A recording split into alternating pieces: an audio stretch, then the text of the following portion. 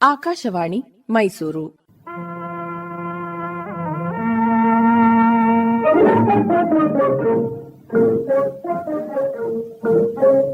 ಯುವವಾಣಿ.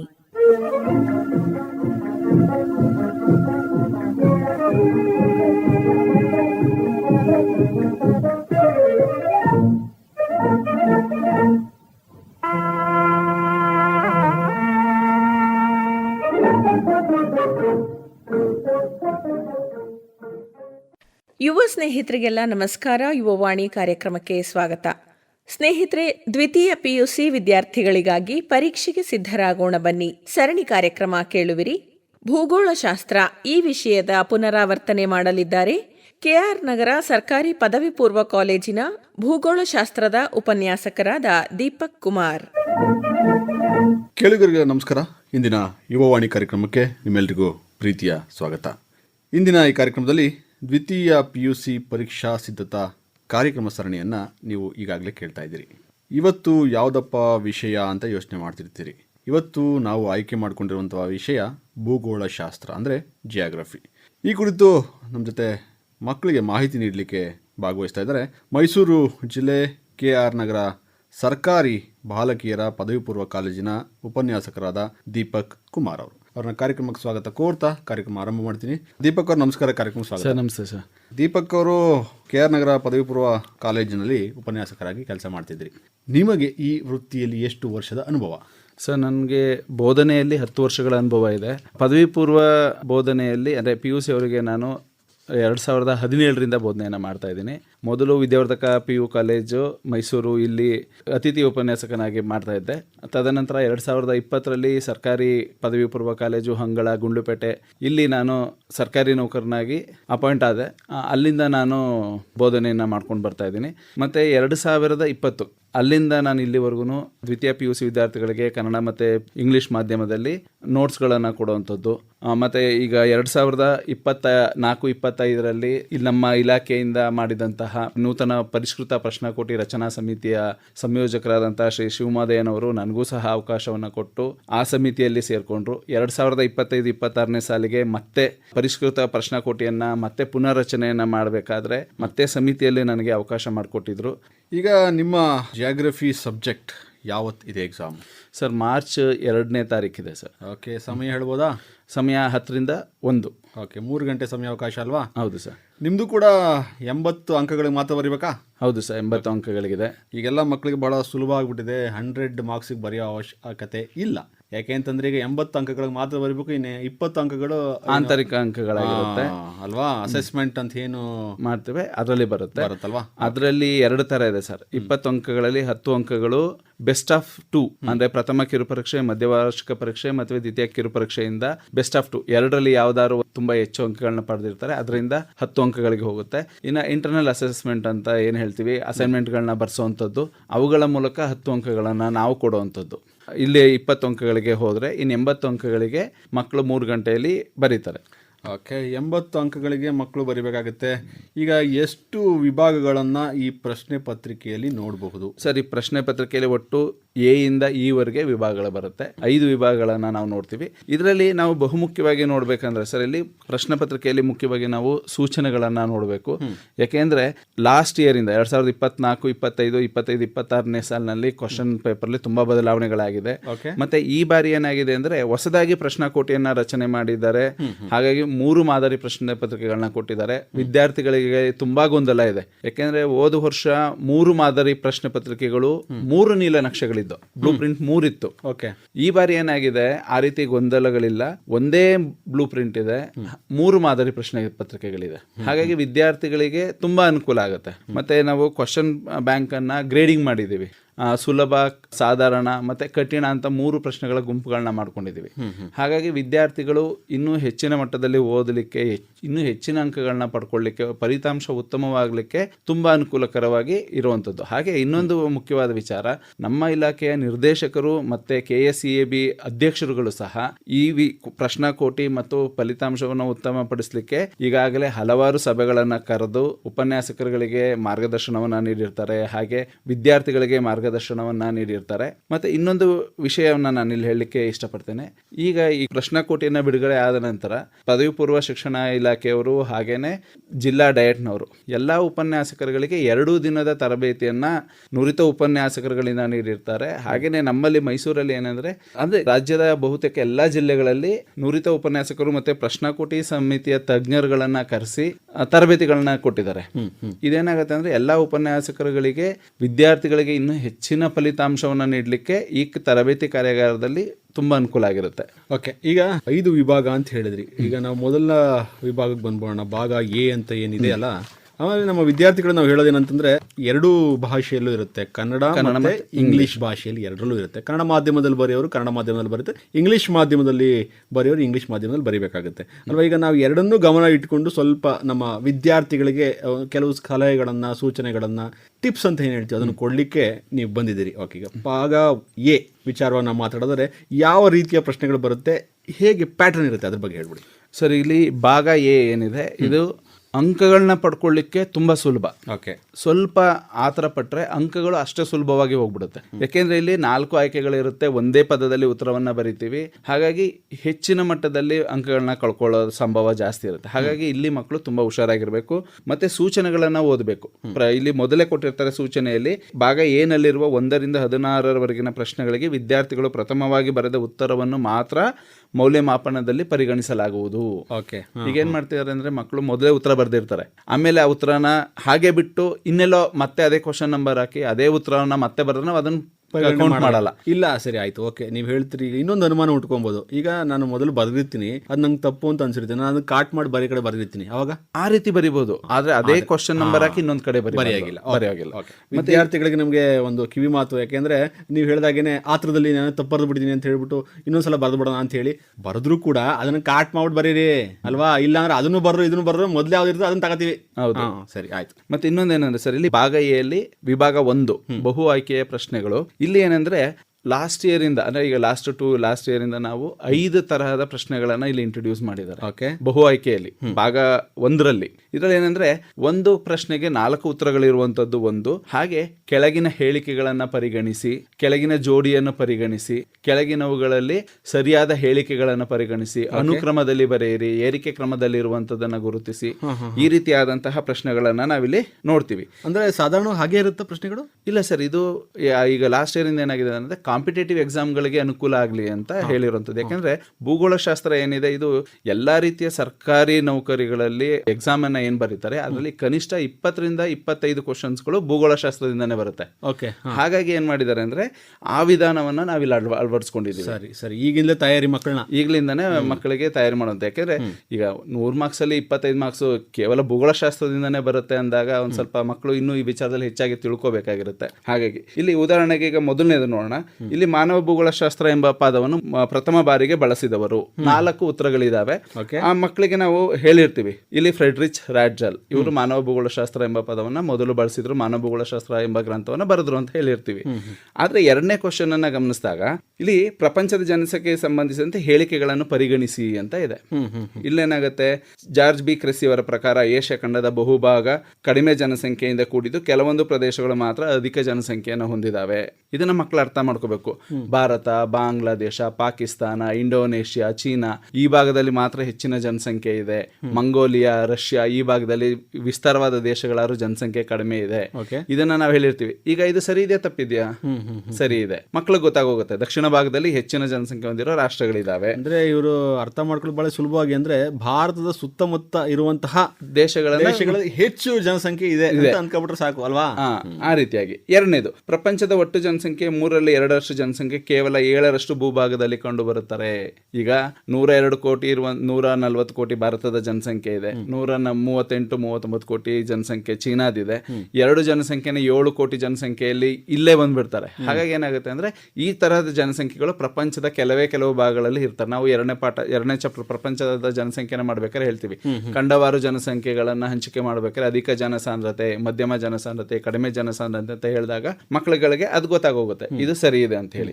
ಮತ್ತೆ 3ನೇ ಹೇಳಿಕೆ, ಪ್ರಪಂಚದ 3ರಲ್ಲಿ 2% ಜನಸಂಖ್ಯೆ ಸಮುದ್ರ ದಡದಿಂದ 500 ಕಿಲೋಮೀಟರ್ ಒಳಗಿನ ಪ್ರದೇಶದಲ್ಲಿ ಕಂಡು ಬರುತ್ತಾರೆ. ಯಾಕೆಂದ್ರೆ ಕರಾವಳಿ ತೀರದಲ್ಲಿ ಉಷ್ಣಾಂಶ ತುಂಬಾ ಚೆನ್ನಾಗಿರುತ್ತೆ, ವಾಯುಗುಣ ಚೆನ್ನಾಗಿರುತ್ತೆ, ಹಾಗೇನೆ ವ್ಯಾಪಾರ ಚಟುವಟಿಕೆಗಳು ಹೆಚ್ಚಾಗಿರುತ್ತೆ, ಜನಸಂಖ್ಯೆ ಇಲ್ಲಿ ಹೆಚ್ಚಿನ ಪ್ರಮಾಣದಲ್ಲಿ ನೆಲೆಸಿರೋದ್ರಿಂದ ಇಲ್ಲಿ ಜನಸಂಖ್ಯೆ ಹೆಚ್ಚಾಗಿ ಕಂಡು ಬರ್ತಾರೆ. ಈ ರೀತಿಯಾಗಿ ಹೇಳಿಕೆಗಳನ್ನ ನಾವು ನೋಡಿದಾಗ ಇಲ್ಲಿ 3 ಹೇಳಿಕೆಗಳು ಸರಿಯಾಗಿರುತ್ತೆ. ಅಲ್ಲಿ ಅವ್ರು ಏನ್ ಮಾಡ್ಬೇಕು, ಒಂದು ಮಾತ್ರ ಸರಿ, ಬಿ 1, 2, 3 ಸರಿ, ಈ ತರ ನೋಡ್ಕೊ ಬಂದಾಗ ಅಲ್ಲಿ ನಾವು 2 ಹೇಳಿಕೆಗಳನ್ನ ನಾವಿಲ್ಲಿ ತಗೊಳ್ತೀವಿ. ಇಲ್ಲಿ ಬಿ 1, 2 ಮತ್ತು 3 ಸರಿ. ಈ ಪ್ರಶ್ನೆಗಳಿಗೆ ನಾವು ಉತ್ತರಗಳನ್ನ ಬರಿಬೇಕಾದ್ರೆ ಏನ್ ಮಾಡ್ತೀವಿ ಅಂದ್ರೆ ಎ ಅಂತ ಬರ್ದು, ಈಗ ಬಿ ಇದೆ ಅಂದ್ರೆ ಉತ್ತರ ಬಿ ಅಂತ ಬರೆಯೋದಲ್ಲ, ಕ್ವಶನ್ ನಂಬರ್ ಹಾಕಿ ಬಿ ಅಂತ ಬರ್ದು 1, 2 ಮತ್ತು 3 ಸರಿ ಹೀಗೆ ಬರಿಬೇಕು. ಓಕೆ, ಈಗ ನಂಬರ್ ಹಾಕ್ಬಿಟ್ರೆ ಸಾಲ, ಎ ಅಂತ ಬರೆದ್ರೆ ಸಾಲಲ್ಲ. ಈಗ ಉತ್ತರ ನಾವು ಮಲ್ಟಿಪಲ್ ಚಾಯ್ಸ್ ಅಲ್ಲಿ ಮಾಡಲ್ವಾ, ಅದನ್ನ ಮಾಡ್ತೇವೆ, ಬಟ್ ಅದು ಅಪ್ರಾಪ್ರಿಯೇಟ್ ಆಗಿರುತ್ತೆ. ಉತ್ತಮ ಪ್ರಶ್ನೆ ಪತ್ರಿಕೆ ಜೊತೆಗೆ ಉತ್ತಮ ಉತ್ತರ ಪತ್ರಿಕೆ ಅದನ್ನ ನೋಡಿದ ಕೂಡಲೇ ಮೌಲ್ಯಮಾಪಕರು ಇವನು ತುಂಬಾ ಚೆನ್ನಾಗಿ ಬರ್ದಿದ್ದಾನೆ ಅನ್ನೋ ರೀತಿಯಾಗಿ ಇರಬೇಕು. ಹಾಗಾಗಿ ಆ ಒಂದು ವಿಧಾನವನ್ನು ಸಹ ನಾನು ಇಲ್ಲಿ ಹೇಳ್ತಾ ಬರ್ತೇನೆ. ಸರಿ. 3ನೇದು, ಪಟ್ಟಿ 1 ಪಟ್ಟಿ 2ರೊಂದಿಗೆ ಹೊಂದಿಸಿ ಸರಿಯಾದ ಉತ್ತರವನ್ನು ಆಯ್ಕೆ ಮಾಡಿ. ಇದು ಹೊಂದಿಸಿ ರೀತಿನೇ ಇದೆ, ಇದು ಹೊಂದಿಸಿ ಬರೆಯಿರಿನೇ. ಆದ್ರೆ ಇಲ್ಲಿ ಉತ್ತರಗಳನ್ನ ನಾವು ಕೆಳಗಡೆ ಕೊಟ್ಟಿರ್ತೀವಿ, ಆಗ ಅಲ್ಲೂ ABCD ಇರುತ್ತೆ, ಅದನ್ನ ಅವರು ಮ್ಯಾಚ್ ಮಾಡಬೇಕು. ಅಂದ್ರೆ ಇದು ಹೆಂಗಾಯ್ತು ಅಂದ್ರೆ ಸ್ವಲ್ಪ ಮಕ್ಕಳಿಗೆ ಗೊಂದಲ ಉಂಟಾಗ್ಬೋದು. ಯಾಕೆಂತಂದ್ರೆ ನೀವು ಈ ಕಡೆನೂ ABC ಕೊಟ್ಟಿರ್ತೀರಿ, ಮೇಲಿನೂ ABC ಇರುತ್ತೆ, ಪಕ್ಕದಲ್ಲಿ 1, 2 ಅಂಕೆಗಳಿರ್ತವೆ, ಅದನ್ನ ಕ್ಲೀನಾಗಿ ಯೋಚನೆ ಮಾಡಿ ಬರಿಬೇಕಾಗತ್ತೆ. ಬಟ್ ಇದು ಸರ್ ನಮ್ಗೆ ಮೇಲ್ಗಡೆ ಕಷ್ಟ ಅನಿಸ್ತಾ ಇದೆ, ಬಟ್ ಇದು ಮಕ್ಕಳಿಗೆ ತುಂಬಾ ಈಸಿ 1 ಮಾರ್ಕ್ಸ್ ತೊಗೊಳೋದು. ಯಾಕೆಂದ್ರೆ 4ರಲ್ಲಿ ನೀವು 1, 2 ಹೊಂದಿಸಿದ್ರೆ ಇನ್ನೆರಡು ಬಂದ್ಬಿಡ್ತು, ಇನ್ನೆರಡು ಆಟೋಮೆಟಿಕ್ಲಿ ಬರುತ್ತೆ. ಹಾಗಾಗಿ ಇದು ತುಂಬಾ ಈಸಿ ಆಗಿರುವಂತಹ ಪ್ರಶ್ನೆಗಳನ್ನ ನಾವಿಲ್ಲಿ ನೋಡ್ತೀವಿ. ಇದು ಮಕ್ಕಳಿಗೆ ಹೆಚ್ಚಿನ ಪ್ರಮಾಣದಲ್ಲಿ ಒಂದು ಅನುಕೂಲಗಳನ್ನ ಮಾಡಿಕೊಡುತ್ತೆ. ಈಗ ಪಟ್ಟಿ 1 ಗಮನಿಸಿದ್ರೆ ಉತ್ತರ ಅಮೆರಿಕಾ ಪ್ರೈರಿ ಅಂತ ಇದೆ, ಹಾಗೆ ದಕ್ಷಿಣ ಅಮೆರಿಕಾ ಸ್ಟೆಪ್ಪಿ, ಏಷ್ಯಾ, ಆಸ್ಟ್ರೇಲಿಯಾ, ಈ ರೀತಿ ನಾವು ನೋಡ್ಕೊ ಬಂದಾಗ ಉತ್ತರಗಳನ್ನ ಈಸಿಯಾಗಿ ನಾವು ಐಡೆಂಟಿಫೈ ಮಾಡುವಂಥದ್ದನ್ನ ಸಹ ನಾವಿಲ್ಲಿ ನೋಡಬಹುದು. ಯಾಕೆಂದ್ರೆ ಇದರಲ್ಲಿ ಇನ್ನೂ ಒಂದು ಕ್ವಶನ್ ಇದೆ, ಮಸಾಯಿ ಜನಾಂಗ ಇವರು ಯಾವ ಪ್ರದೇಶದಲ್ಲಿ ಕಂಡು ಬರ್ತಾರೆ? ಬುಡೋಯಿನ್ ಜನಾಂಗ, ಕಿರ್ಗಿಸ್ ಜನಾಂಗ, ಪುಲಾನಿ ಜನಾಂಗ. ಈಗ ಮಸಾಯಿ ಜನಾಂಗವನ್ನ ನೋಡಿದ್ರೆ ಇವರು ಪೂರ್ವ ಆಫ್ರಿಕಾದಲ್ಲಿ ಬರ್ತಾರೆ. ಈಗ ಇದು ಒಂದನ್ನು ನೋಡಿದ್ರೆ ಇಡೀ ABCDಯಲ್ಲಿ ಇದು ಮೊದಲನೇದಕ್ಕೆ 3 ಉತ್ತರ ಇರುವಂತದ್ದು. ಅಕಸ್ಮಾತ್ ನಿಮ್ಗೆ ಮೊದಲನೇದಕ್ಕೆ ಗೊತ್ತಿಲ್ಲ, 2, 3 ಗೊತ್ತಿದೆ. ಈಗ ಫುಲಾನಿ ನೈಜೀರಿಯಾದಲ್ಲಿ ಕಂಡು ಬರ್ತಾರೆ, ಡಿಗೆ ಒಂದೇ ಒಂದು ಉತ್ತರ ಇದೆ. ಈ ರೀತಿಯಾಗಿ ನೋಡ್ಕೋಬಹುದು. ಇಲ್ಲಾಂದ್ರೆ ಒಂದೇ ಒಂದು 2ರಲ್ಲಿ 2 ಆಪ್ಷನ್ ಇದೆ, 4ರಲ್ಲಿ ಅಲ್ಲೂ ಒಂದಿದೆ. ಅಕಸ್ಮಾತ್ ನಮ್ಗೆ ಅದರಾಯ್ತು, ನೆಕ್ಸ್ಟ್ ಮೊದಲನೇದಾಯ್ತು. ಈಗ ಬುಡೋಯಿನ್ಸ್ ಬಿಗೆ 4 ಇದೆ, ಸಹರಾ, ಆಗ 3, 4, 2, 1 ಉತ್ತರವನ್ನು ಈಸಿಯಾಗಿ ಐಡೆಂಟಿಫೈ ಮಾಡಬಹುದು. ಅಂದ್ರೆ ಒಂದು ಯಾವ್ದಾದ್ರು ಉತ್ತರವನ್ನ ಕಂಡುಹಿಡ್ಕೊಂಡ್ಮೇಲೆ ಒಂದು ಬೇರೆ ಉತ್ತರಗಳನ್ನು ಸ್ವಲ್ಪ ಸುಲಭವಾಗಿ ಉತ್ತರ ಮಾಡಬಹುದು. ಸ್ವಲ್ಪ ಯೋಚನೆ ಮಾಡ್ಬೇಕಾಗುತ್ತೆ ಅಷ್ಟೇ, ಯೋಚನೆ ಮಾಡ್ಬೇಕು, ಆ ತರಕ್ಕೆ ಮಾಡಬಾರ್ದು. 1 ಉತ್ತರ 2 ಉತ್ತರ ಸಿಕ್ತು ಅಂದ್ರೆ ಅದೇ ಸರಿಯಾದ ಉತ್ತರ. ಈಗ ನೆಕ್ಸ್ಟ್ ಸರ್ ಇದರಲ್ಲಿ ಸರಿಯಾದ ಜೋಡಿಯನ್ನ ಗುರುತಿಸಿ ಇದು ಬರುತ್ತೆ. ಹಾಗಾಗಿ ಇವುಗಳನ್ನ ನಾವು ಸರಿಯಾಗಿ ನೋಡ್ಕೋಬೇಕು. ಈ ರೀತಿಯಾಗಿ ನೋಡ್ಕೊಳ್ಳೋದ್ರಿಂದ ನಮ್ಗೆ ಭಾಗ ಎ ಯಲ್ಲಿ ವಿಭಾಗ 1 ಇದರಲ್ಲಿ ನಾವು ಅಂಕಗಳನ್ನ ಈಸಿಯಾಗಿ ಮಾಡ್ಕೋಬಹುದು. ಇದಕ್ಕೆ ಮಕ್ಕಳು ತಗೋಬೇಕಾದಂತ ಸಮಯ 5 ನಿಮಿಷಗಳು ಮಾತ್ರ. 5 ಅಂಕ ಇರುತ್ತೆ, 5 ನಿಮಿಷ. ಯಾಕಂದ್ರೆ ನಾವು ಇಲ್ಲಿ ಸಮಯವನ್ನು ಕೂಡ ಮೇಂಟೈನ್ ಮಾಡಬೇಕು, ಹಾಗೆ ಸಮಯ ನಿರ್ವಹಣೆ ತುಂಬಾ ಮುಖ್ಯವಾಗಿರುತ್ತೆ. ಇನ್ನ 2ನೇದು ಬಿಟ್ಟ ಸ್ಥಳಗಳನ್ನು ತುಂಬಿರಿ ಇದೆ. ಇಲ್ಲಿ ಸಾಮಾನ್ಯವಾಗಿ ಮೊದಲನೇ ಮತ್ತು ಕೊನೆಯ ಆಯ್ಕೆಗಳು ಉತ್ತರಗಳಾಗಿರ್ತವೆ. ಅಂದ್ರೆ ನಮ್ಗೆ ಇಲ್ಲಿ 6 ಉತ್ತರಗಳನ್ನ ಕೊಟ್ಟಿರ್ತಾರೆ, ಅದರಲ್ಲಿ ಮೊದಲನೇ ಮತ್ತೆ ಕೊನೆಯದು ಸಾಮಾನ್ಯವಾಗಿ ಅಂದ್ರೆ ಎಲ್ಲಾ ಸಮಯದಲ್ಲೂ ಅಲ್ಲ, ಬಹುಪಾಲು ಸಮಯದಲ್ಲಿ ಉತ್ತರಗಳಾಗಿರ್ತವೆ. ಯಾವ್ದಾದ್ರು ಒಂದು ಪ್ರಶ್ನೆಗೆ ಉತ್ತರ ಆಗಿರುತ್ತೆ. ಯಾಕೆಂದ್ರೆ ಉತ್ತರವನ್ನ ಅವರೇ ಕೊಟ್ಬಿಟ್ಟಿರ್ತಾರೆ ಅಲ್ವಾ, ನಿಮಗೆ 1, 2 ಸಿಕ್ಬಿಟ್ರೆ ಮೋಸ್ಟ್ಲಿ ಸುಲಭವಾಗಿ ಅದು ಇಲ್ಲ. ಇದರಲ್ಲಿ ಹೆಟ್ರೋಜಿನಿಯಸ್ ಗುಂಪಿಗೆ ಸೇರಿದವು ಬೇರೆ ಬೇರೆ ತರದ್ದು ಬರುತ್ತೆ. ಹಾಗಾಗಿ ಏನಾಗುತ್ತೆ ಅಂದ್ರೆ ಇಲ್ಲಿ ಮೊದಲನೇದು ಕೊನೆಯದು 2 ಉತ್ತರ ಇದೆ ಅಂದಾಗ ಆ 2 ಉತ್ತರಗಳನ್ನ ನೀವು ಫಸ್ಟ್ ಮಾರ್ಕ್ ಮಾಡ್ಕೋಬೇಕು. ಸರಿ, ಅದಾದ ನಂತರ ನಿಮ್ಗೆ ಉತ್ತರಗಳು ಸರಿಯಾಗ್ತಾ ಬರ್ತದೆ. ಏನಾಗ್ತಾರೆ, ಕೆಲವರು ಮೊದಲನೇದು ಯಾವಾಗಲೂ ಉತ್ತರ ಕೊಟ್ಟಿರಲ್ಲ, ಕೊನೆಯದು ಉತ್ತರ ಆಗಿರಲ್ಲ, ಇಲ್ಲ ಕೊನೆಯದು ಉತ್ತರ ಆಗಿರುತ್ತೆ, ಮೊದಲನೇ ತಪ್ಪಾಗಿರುತ್ತೆ. ಈ ತರದ ಭಾವನೆಗಳು ಇರಬಾರ್ದು. ಈ ರೀತಿಯಾಗಿ ನಾವು ನೋಡ್ತೀವಿ. ಇದಕ್ಕೂ ಸಹ ತಗೋಬೇಕಾದಂತ ಸಮಯ 5 ನಿಮಿಷ. ಆದ್ರೆ ಇಲ್ಲಿ ಉತ್ತರಗಳನ್ನ ಬರೀಬೇಕಾದ್ರೆ ಏನ್ ಮಾಡ್ತಾರೆ ಅಂದ್ರೆ ಮಕ್ಕಳು ಕೇವಲ ಉತ್ತರನ ಮಾತ್ರ ಬರೀತಾರೆ, ಕ್ವಶನ್ ನಂಬರ್ ಹಾಕಿ ಉತ್ತರ ಬರೀತಾರೆ. ಇದೇನಾಗುತ್ತೆ ಅಂದ್ರೆ ಕೆಲವೊಮ್ಮೆ ಮಕ್ಕಳು ಬರೀಬೇಕಾದ್ರೆ ಉತ್ತರನ ಮೇಲೆ ಕೆಳಗಡೆ ಬರ್ದಿರ್ತಾರೆ, ಪ್ರಶ್ನೆ ಸಂಖ್ಯೆಗೆ ಅನುಗುಣವಾಗಿ ಬರ್ದಿರಲ್ಲ. ಇದರಿಂದ ಆತರಕ್ಕೆ ಬರೆದಾಗ ಅಂಕಗಳು ಕಳ್ಕೊಬಿಡ್ತಾರೆ. ಅದಕ್ಕೆ ಏನ್ ಮಾಡ್ಬೇಕು, ಕ್ವಶನ್ ನಂಬರ್ ಹಾಕಿ ಪೂರ್ತಿ ಪ್ರಶ್ನೆಯನ್ನ ಬರೆದು ಉತ್ತರನ ಬರೆದು ಅಂಡರ್ಲೈನ್ ಮಾಡಬೇಕು. ಹಾಗೇನಾಗ್ತದೆ ಅಂದ್ರೆ ಮಕ್ಕಳಿಗೂ ಗಾಬರಿ ಇರಲ್ಲ.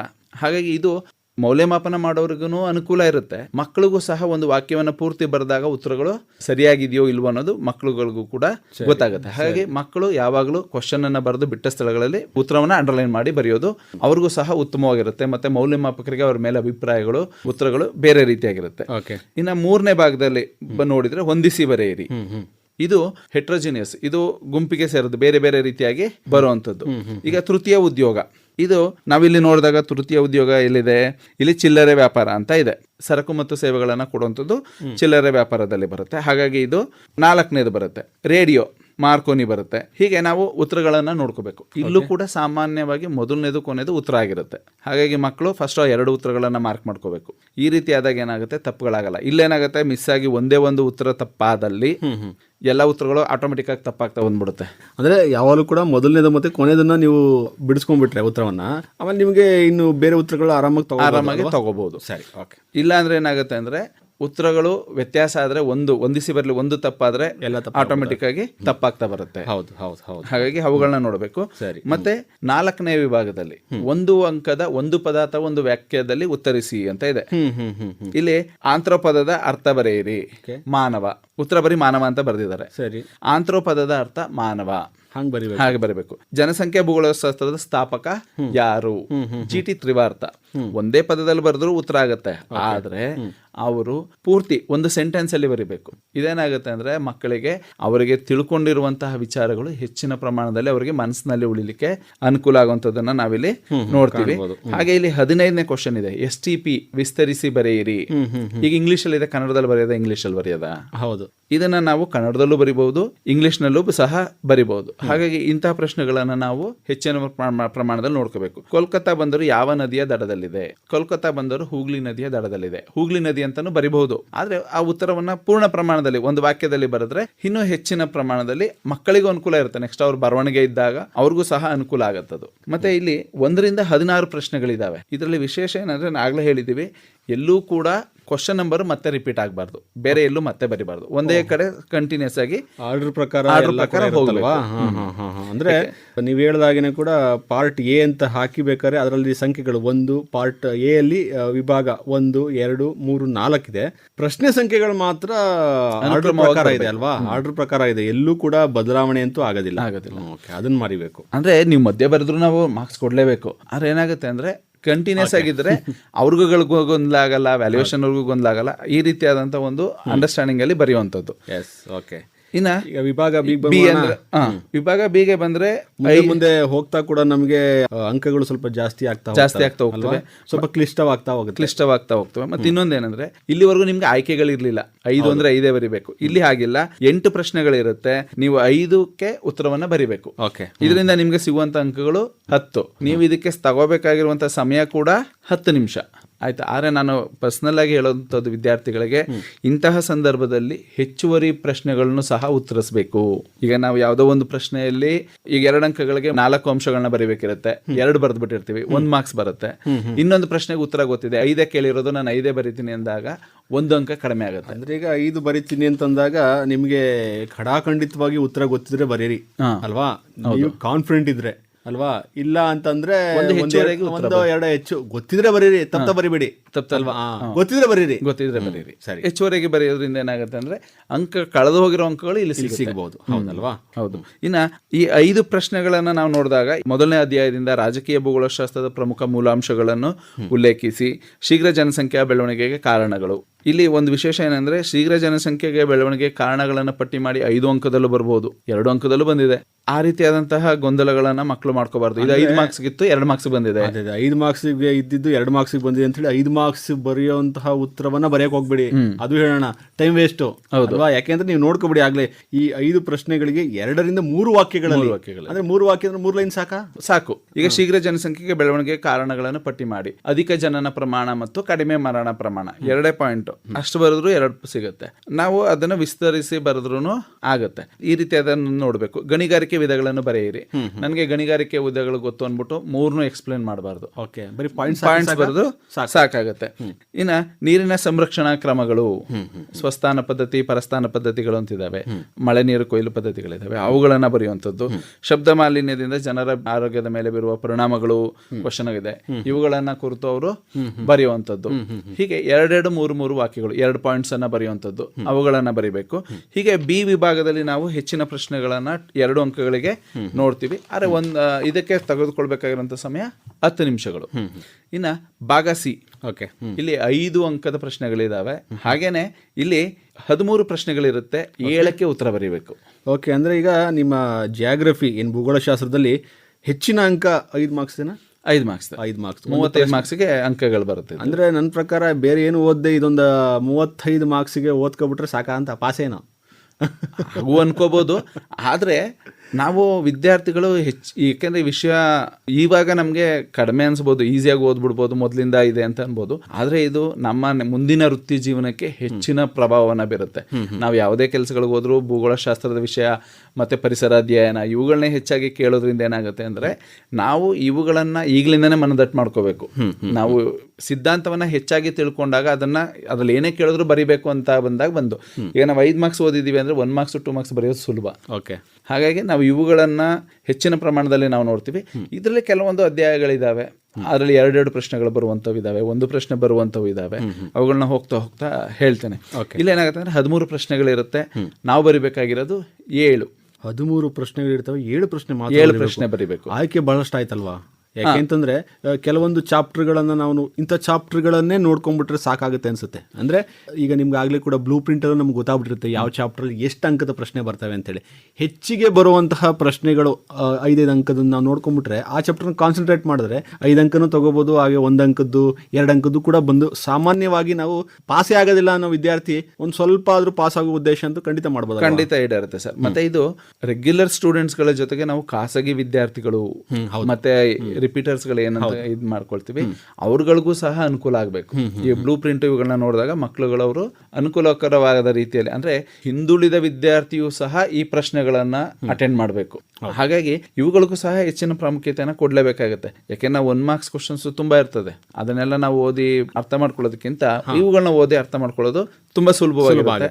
ಮತ್ತೆ ನಾವು ಈಗಲೇ ವಿವರಣೆಯನ್ನ ಕಲ್ತ್ಕೊಂಡ್ರೆ ನೆಕ್ಸ್ಟ್ ಡಿಗ್ರಿಗೆ ಹೋದಾಗ, ನೆಕ್ಸ್ಟ್ ಪೊಲೀಸ್ ಯಾವ್ದಾರ ಎಕ್ಸಾಮ್ಗಳಿಗೆ ಹೋದಾಗ ಇನ್ನೂ ವಿಷಯಗಳನ್ನ ಈಸಿಯಾಗಿ ಅರ್ಥ ಮಾಡ್ಕೋಬಹುದು ಅವರು. ಅಂದ್ರೆ ನೀವು ಆಗಿಂದನೂ ಕೂಡ ಹೇಳ್ತಾ ಇರೋ ಪ್ರಕಾರ ಬರೀ ಈ ಒಂದು ಪ್ರಶ್ನೆ ಪತ್ರಿಕೆ ಮತ್ತೆ ಈ ಒಂದು ಎಕ್ಸಾಮ್ ಏನಂತೀವಿ ನೀವು ದ್ವಿತೀಯ PUC ಮಾತ್ರ ಸೀಮಿತಗೊಳಿಸ್ಬಿಡಿ. ಯಾಕಂತಂದ್ರೆ ದ್ವಿತೀಯ PUC ಆಗ್ತಾ ಇದ್ದಂಗೆ ನೀವು ಪೊಲೀಸ್ ಎಕ್ಸಾಮ್ಗೆ ಹೋಗ್ಬೋದು ಅಲ್ವಾ. ಹಾಗೆ ಡಿಗ್ರಿ ಮಾಡ್ತಾ ನೀವು ಇನ್ನು PG ಮಾಡ್ತಾ ಹಾಗೆ ಕೂಡ ಡಾಕ್ಟರೇಟ್ ಕೂಡ ಮಾಡ್ಲಿಕ್ಕೆ ಅವಕಾಶ, PhD ಕೂಡ ಮಾಡ್ಲಿಕ್ಕೆ ಅವಕಾಶ ಬೇಸ್ಮೆಂಟ್ ಆಗುತ್ತೆ ನಿಮ್ಗೆ. ಕ್ವಶನ್ ಬ್ಯಾಂಕ್ ಅನ್ನ ಆ ಉದ್ದೇಶದಿಂದನೇ ಈ ರೀತಿಯಾದಂತಹ ಪ್ರಶ್ನೆ ಪತ್ರಿಕೆಗಳನ್ನ ಸಿದ್ಧಪಡಿಸಿರುವಂತದ್ದು. ಹೆಚ್ಚು ಜನ ವಿದ್ಯಾರ್ಥಿಗಳು PUC ಆದ್ರೆ ಸಾಕಪ್ಪ ಪೊಲೀಸ್ ಹೋಗಬೇಕು ಅನ್ನೋ ಹೆಚ್ಚು ಜನ ವಿದ್ಯಾರ್ಥಿಗಳೇ ನಮ್ಮ ಗ್ರಾಮೀಣ ವಿದ್ಯಾರ್ಥಿಗಳು ಹೆಚ್ಚಾಗಿರ್ತಾರೆ ಅಲ್ವಾ. ಆ ಉದ್ದೇಶಕ್ಕಾಗಿ ಓಕೆ, ಮುಂದುವರಿಸಿ. ಈಗ ಇಲ್ಲಿ ಜನಸಂಖ್ಯೆ ಆವರ್ತ ಎಂದರೇನು, 2ನೇ ಚಾಪ್ಟರ್, ಮೊದಲನೇ ಚಾಪ್ಟರ್ ಅಲ್ಲಿ 5 ಮಾರ್ಕ್ಸ್ ಕ್ವಶನ್ಸ್ ಕೇಳಿಲ್ಲ. ಓಕೆ, ಅಲ್ಲಿ 5 ಮಾರ್ಕ್ಸ್ ಇದೆ, ಆ ಚಾಪ್ಟರ್ 5 ಮಾರ್ಕ್ಸ್ ಕ್ವಶನ್ ಇಲ್ಲ. ಓಕೆ, 2ನೇ ಅಧ್ಯಾಯದಿಂದ ಕೇಳಿದ್ದಾರೆ. ಇಲ್ಲಿ 2ನೇ ಅಧ್ಯಾಯದಲ್ಲಿ ತುಂಬಾ ಇಂಪಾರ್ಟೆಂಟ್ ಕ್ವಶನ್ಸ್ ಗಳು ಇನ್ನೂ ಇದಾವೆ. ಈಗ 3 ಕ್ವಶನ್ ಗಳನ್ನ ನಾವು 3 ಮಾದರಿ ಪ್ರಶ್ನೆ ಪತ್ರಿಕೆಗಳಿಂದ ನೋಡಿದ್ರೆ ಇಲ್ಲಿ ಜನಸಂಖ್ಯೆ ಆವರ್ತ ಎಂದರೇನು, ಮಾನವ ಅಭಿವೃದ್ಧಿಯ ಮಾಪನ, ಜನಸಂಖ್ಯಾ ಬೆಳವಣಿಗೆ ಘಟಕ ಈ ರೀತಿಯಾದ ಪ್ರಶ್ನೆಗಳನ್ನ ಕೇಳಿದ್ದಾರೆ. ಹಾಗಾಗಿ ಈ ಪ್ರಶ್ನೆಗಳಿಗೆ ನಾವು ಉದಾಹರಣೆಗೆ ಈ ಜನಸಂಖ್ಯೆ ಆವರ್ತ ಎಂದರೇನು ಅಂದ್ರೆ ಇದರ ಮಾಲ್ತಸ್ನವರು ಜನಸಂಖ್ಯಾ ಬೆಳವಣಿಗೆ ಯಾವ ರೀತಿ ಹೆಚ್ಚಾಗ್ತಾ ಇದೆ, ಕೇವಲ ಜನಸಂಖ್ಯೆ ಹೆಚ್ಚಾಗೋದಲ್ದೇನೆ ತಂತ್ರಜ್ಞಾನ, ದೇಶ ಆರ್ಥಿಕ ಬೆಳವಣಿಗೆಯನ್ನ ಜನಸಂಖ್ಯಾ ಆವರ್ತದಲ್ಲಿ 5 ಹಂತಗಳ ಮೂಲಕ ತೋರಿಸಿದ್ದಾರೆ. ಈ ಹಂತಗಳನ್ನೆಲ್ಲ ವಿದ್ಯಾರ್ಥಿಗಳು ಬರೆದು ಎಕ್ಸ್ಪ್ಲೇನ್ ಮಾಡಿದ್ರೆ 5 ಅಂಕಗಳು ಬರ್ತವೆ. ಒಂದು ಡಯಾಗ್ರಾಮ್ ಕೂಡ ಇದೆ, ಆ ಡಯಾಗ್ರಾಮ್ ಅನ್ನ ಬರೆದು ಹೇಳಬೇಕು. ಈ ಜಾಗ್ರಫಿ ಅನ್ನೋ ಸಬ್ಜೆಕ್ಟ್ ಡಯಾಗ್ರಾಮ್ ಕೂಡ ಇರುತ್ತೆ, ಡಯಾಗ್ರಾಮ್ಸ್ ಗಳಿದಾವೆ. ಡಯಾಗ್ರಾಮ್ಸ್ ಎಲ್ಲಿ ಅವಶ್ಯಕತೆ ಇದೆ ಅಲ್ಲಿ ಬರಿಬೇಕಾ? ಅಲ್ಲಿ ಬರಿಬೇಕು. ಮತ್ತೆ 5 ಅಂಕ ಅಂತ ಹೇಳಿದಾಗ ಸಾಧಾರಣವಾಗಿ ಎಲ್ಲದಕ್ಕೂ ಇರುತ್ತಾ? ಎಲ್ಲದಕ್ಕೂ ಬರಲ್ಲ. ಎಲ್ಲದಕ್ಕೂ ಬರಲ್ಲ. ಓಕೆ, ಯಾವ್ದಕ್ ಬರುತ್ತೆ ಅದನ್ನ ನಾವು ಬಳಸಬೇಕು. ಅವುಗಳಿಗೆ ಡಯಾಗ್ರಾಮ್ಸ್ ಗಳನ್ನ ಬರಿಬೇಕು. ಓಕೆ, ಕೆಲವೊಂದು ಇಲ್ಲಿ ನಾನು ಹೇಳೋದಿಷ್ಟ ವಿದ್ಯಾರ್ಥಿಗಳಿಗೆ 5 ಅಂಕದ ಪ್ರಶ್ನೆಗಳನ್ನ ಆಯ್ಕೆ ಮಾಡ್ಬೇಕಾದ್ರೆ ಎಕ್ಸಾಮ್ ಅಲ್ಲಿ ಸಾಧ್ಯ ಆದಷ್ಟು ಪಟ್ಟಿ ಮಾಡಿ ವಿವರಿಸಿ ಅನ್ನೋ ಕ್ವಶನ್ ಗಳನ್ನ ಆಯ್ಕೆ ಮಾಡ್ಕೊಳ್ಳಿ. ಯಾಕೆಂದ್ರೆ ಇವು ತುಂಬಾ ಅನುಕೂಲಕರವಾಗಿರುತ್ತೆ. ಉದಾಹರಣೆಗೆ ಸಾರಿಗೆ ಮಹತ್ವವನ್ನು ಪಟ್ಟಿ ಮಾಡಿ, ಸಾರಿಗೆ ಒಂದು ದೇಶದ ನರನಾಡಿಗಳಿಗೆ ಹೋಲಿಸಿರುವಂತದ್ದು. ಯಾಕೆಂದ್ರೆ ಇವು ಎಲ್ಲಾ ಕಡೆಗೆ ಸರಕು ಮತ್ತು ಸೇವೆಗಳನ್ನ ಕೊಡುವಂತದ್ದು. ಹಾಗೆ ಇವುಗಳನ್ನ ಪಟ್ಟಿ ಮಾಡಿ ಬರೆಯುವಂತದ್ದು. ಮತ್ತೆ ಜನಸಂಖ್ಯೆ, ಭಾರತದ ಜನಸಂಖ್ಯೆ ಬೆಳವಣಿಗೆ ಪ್ರವೃತ್ತಿಯನ್ನ ಪಟ್ಟಿ ಮಾಡಿ, ಇದ್ರಲ್ಲಿ 4 ಹಂತಗಳು ಬರುತ್ತೆ. 1901ರಿಂದ 2011ರವರೆಗೆ ಏನು ಜನಗಣತಿ ಆಗಿದೆ ಅಲ್ಲಿವರೆಗೂ ಸಹ ನಾವು 4 ಹಂತಗಳಾಗಿ ಮಾಡ್ಕೊಂಡಿದೀವಿ. ಅವುಗಳನ್ನ ವಿವರಣೆಯನ್ನ ಕೊಡ್ತಾ ಬರಬೇಕು. ಈ 5 ಅಂಕದ ಪ್ರಶ್ನೆ ಪತ್ರಿಕೆ 5 ಅಂಕದ ಇರ್ತಾವಲ್ಲ, ಅದಕ್ಕೆ ಪಾಯಿಂಟ್ಸ್ ಹಾಕಿ ವಿವರಿಸಬೇಕಾಗುತ್ತಾ? ಇಲ್ಲಿ ಕೆಲವೊಂದು ಪ್ರಶ್ನೆಗಳನ್ನು ಹಾಗೆ ಕೊಟ್ಟಿರ್ತಾರೆ. ಉದಾಹರಣೆಗೆ ಅಸಾಂಪ್ರದಾಯಿಕ ಶಕ್ತಿ ಸಂಪನ್ಮೂಲಗಳನ್ನು ಪಟ್ಟಿ ಮಾಡಿ ಮತ್ತು ವಿವರಿಸಿ. ಪಟ್ಟಿ ಮಾಡಿದ್ರೆ ಬರೀ ಪಾಯಿಂಟ್ಸ್ ಬರೆದ್ರೆ ಸಾಕಾ? ಪಾಯಿಂಟ್ಸ್ ಬರೆದ್ರೆ 2 ಮಾರ್ಕ್ಸ್ ಸಿಗುತ್ತೆ ಸರ್. ಓಕೆ, ಪಟ್ಟಿ ಪಟ್ಟಿ ಮಾಡಿದ್ರೆ. ವಿವರಿಸಿ ಅಂತ ಹೇಳಿದಾಗ ವಿವರಿಸಲೇಬೇಕು. ವಿವರಿಸಬೇಕು. ಓಕೆ, ಈಗ ಇಲ್ಲಿ ನಾನು ಇಲ್ಲಿ ಒಂದು ಕ್ವಶನ್ ಹೇಳಿದೆ, ಸಾರಿಗೆ ಮಹತ್ವವನ್ನು ಪಟ್ಟಿ ಮಾಡಿ. ಸುಮಾರು 8-9 ಅಂಶಗಳು ಬರುತ್ತೆ. ಓಕೆ, ಅದು ಇಲ್ಲ 15-20 ಸೆಂಟೆನ್ಸ್ಗಳಾಗುತ್ತೆ. ಓಕೆ, ಹಾಗಾಗಿ ಅವರು ಅಲ್ಲಿ ಆ ರೀತಿಯಾಗಿ ಬರೀಬೇಕು. ಇನ್ನು ಪಟ್ಟಿ ಮಾಡಿ ವಿವರಿಸಿ ಅಂತ ಬರೆದಾಗ ಇದರ ಅಸಾಂಪ್ರದಾಯಿಕ ಸಂಪನ್ಮೂಲಗಳು 6 ವಿಧಗಳಿದಾವೆ. 6 ವಿಧಗಳನ್ನು ಪಟ್ಟಿ ಮಾಡಿ ಅದಕ್ಕೆ 2 ಮಾರ್ಕ್ಸ್ ಕೊಡ್ತೀವಿ. ಇನ್ನು ಅವುಗಳನ್ನ ಎಕ್ಸ್ಪ್ಲೇನ್ ಮಾಡ್ತಾ ಬಂದಾಗ ಮಕ್ಕಳಿಗೆ ಇನ್ನು ಉಳಿದಂತಹ 3 ಅಂಕಗಳನ್ನ ಕೊಡ್ತೀವಿ. ಎಲ್ಲೂ ಕೂಡ ನಾವು ಮಾರ್ಕ್ಸ್ ಅನ್ನ ಹಿಡಿಲಿಕ್ಕೆ ಬರೋದಿಲ್ಲ. ಹೀಗೆ ನಾವು ಒಟ್ಟು 7 ಕ್ವಶನ್ಸ್ಗಳಿಗೆ ಉತ್ತರಗಳನ್ನ ಬರಿತೀವಿ. ಸಾಧ್ಯ ಆದ್ರೆ ಇಲ್ಲಿ ಯಾವ್ದಾದ್ರು ಒಂದು ಉತ್ತರ ಗೊತ್ತಿಲ್ಲ ಅಂದ್ರೆ ಇಲ್ಲಿ ಹೆಚ್ಚುವರಿಯಾಗಿ ಬರೀಲಿಕ್ಕೆ ಪ್ರಯತ್ನ ಪಡಬೇಕು. ಓಕೆ, ಯಾಕೆಂದ್ರೆ ನಿಮಗೆ 7 ಬರಿಬೇಕು, 13 ಕೊಟ್ಟಿರ್ತಾರೆ ಅಲ್ವಾ? ಅಂದ್ರೆ ಇದು 35 ಅಂಕಕ್ಕೆ ಬರೀಬೇಕು ಅಂದ್ರೆ ಬಹಳ ಸಮಯ ಬೇಕಾಗುತ್ತೆ ವಿದ್ಯಾರ್ಥಿಗಳು. ಒಂದು ಪ್ರಶ್ನೆಗೆ 12ರಿಂದ 13 ನಿಮಿಷ ತಗೋಬೇಕು. ಒಂದು ಪ್ರಶ್ನೆಗೆ. ಓಕೆ, ಯಾಕೆಂದ್ರೆ ಇದು 80 ಅಂಕಗಳು ಫಸ್ಟ್ 3/4 ಗಂಟೆ ಇತ್ತು. 1/4 ಗಂಟೆ ಕ್ವಶನ್ ಪೇಪರ್ ಓದ್ಲಿಕ್ಕೆ ಕೊಡ್ತಿದ್ರು. ಈಗ 1/4 ಗಂಟೆ ಕ್ವಶನ್ ಪೇಪರ್ ಓದ್ಲಿಕ್ಕೆ ಕೊಡ್ತಾರೆ, 2-3/4 ಗಂಟೆ ನಾವು ಎಕ್ಸಾಮ್ ಬರೆಸ್ತೀವಿ. ಓಕೆ, ಹಾಗಾಗಿ ನಾವಿಲ್ಲಿ ಅವುಗಳನ್ನ ನೋಡ್ಕೋಬೇಕು ಸರ್. ಅಂದ್ರೆ ಇಲ್ಲಿ 3 ಗಂಟೆಲಿ ಅವೆಲ್ಲ ಮುಗ್ದೋಗುತ್ತೆ. ಈಗ ನಾವಿಲ್ಲಿ ಏನ್ ಮಾಡ್ತೀವಿ ಅಂದ್ರೆ ಇದರಲ್ಲಿ ಏನಂದ್ರೆ 2ನೇ ಚಾಪ್ಟರ್ 4 ಇಲ್ಲಿ 11 ಪ್ರಶ್ನೆಗಳಿರುತ್ತೆ. 6ನೇ ಚಾಪ್ಟರ್ಲಿ 10 ಅಂಕಗಳು ಬರುತ್ತೆ. ಇದು ಒಟ್ಟು 10 ಅಂಕಗಳಿಗೆ 5 ಮಾರ್ಕ್ಸ್ 2 ಕ್ವಶನ್ ಬರುತ್ತೆ. ಹೀಗೆ ನಾವು ಬೇರೆ ಬೇರೆ ಪ್ರಶ್ನೆಗಳನ್ನ ನಾವು ನೋಡ್ಕೋಬಹುದು. 9, 10 ಮತ್ತೆ 8ನೇ ಚಾಪ್ಟರ್ ಇಂದ 8, 9, 10ರಿಂದ 2 ಪ್ರಶ್ನೆಗಳು ಬರುತ್ತೆ. ಹಾಗಾಗಿ ಇವುಗಳನ್ನ ಬಹುಮುಖ್ಯವಾಗಿ ನೋಡ್ಕೋಬೇಕು ಈ ಚಾಪ್ಟರ್ಗಳನ್ನ. ನೆಕ್ಸ್ಟ್ ಇನ್ನ ಡಿ ವಿಭಾಗಕ್ಕೆ ಬಂದಲ್ಲಿ ಈಗ ಅದೇ ಸಿ ವಿಭಾಗದಲ್ಲಿ ಇನ್ನೊಂದು 2 ಪ್ರಶ್ನೆಗಳನ್ನ, ಯಾವ್ದಾದ್ರು 2 ಪ್ರಶ್ನೆಗಳನ್ನ ವಿದ್ಯಾರ್ಥಿಗಳು ಸುಲಭವಾಗಿ ಈ ತರ ಬರೀರಪ್ಪ.